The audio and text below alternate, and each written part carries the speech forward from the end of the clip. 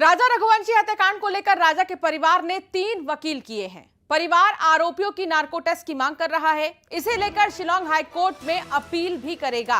अगर Shillong high court से याचिका खारिज हो जाती है तो परिवार सुप्रीम कोर्ट में अपील करेगा। सुप्रीम कोर्ट के लिए भी राजा के परिवार ने वकील तय कर लिया है।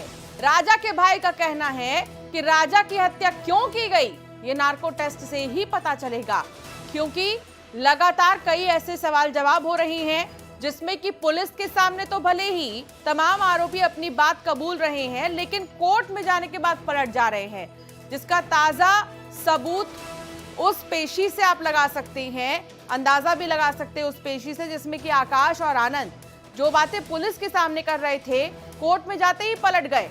और अब जो है नार्को टेस्ट की मांग इसलिए उठ रही है क्योंकि विपिन का ये कहना है, विपिन रघुवंशी जो कि राजा के भाई हैं, उनका ये कहना है कि अभी और कई राज हो सकते हैं इस मामले में जो सामने नहीं आ पा रहे हैं, क्या पता वो आरोपी कहना नहीं चाह रहे हैं, इसलिए नार्को टेस्ट की मांग की जा रही है। वासु चौरे संवाददाता हमारे साथ जुड़ चुके हैं। वासु, क्या जानकारी मिल रही है? 3 वकील हायर करने की बात सामने आ रही है राजा के परिवार की तरफ से। उनका ये कहना है कि नार्को टेस्ट बहुत जरूरी है।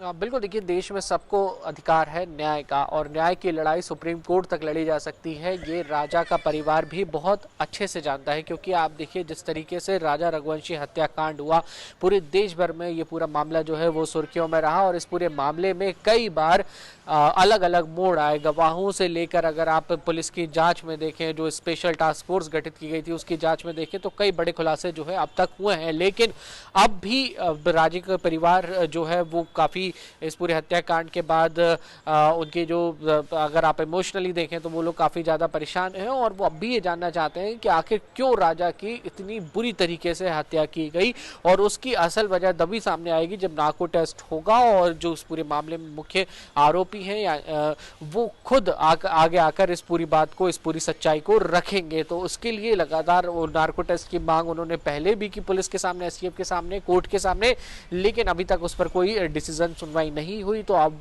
3 वकीलों को हायर किया गया है, जिनके साथ राजा का परिवार जो है वो शिलांग जाएगा, हाईकोर्ट में अपील करेगा, और वहां से उम्मीद है कि नार्को टेस्ट के लिए कोर्ट के जो आदेश हैं वो होंगे, और अगर ऐसा नहीं होता है तो फिर परिवार सुप्रीम कोर्ट की शरण लेने में भी पीछे नहीं हटेगा, ये भी साफ कर दिया गया है। बहरहाल देखना होगा कि जब ये पूरा मामला हाईकोर्ट में पहुंचता है तो क्या कुछ दलील परिवार की ओर से, वकीलों की ओर से रखी जाती है, और फिर कोर्ट का क्या रुख रहता है, और अगर नार्को टेस्ट होगा तो एक बार फिर इस पूरे मामले पर देश भर की निगाहें होंगी। जी, वाकई में, और ये देखना बेहद ही जरूरी है कि राजा के परिवार की तरफ से किस तरीके से अपनी बात रखी जाती है नार्को टेस्ट की मांग को लेकर।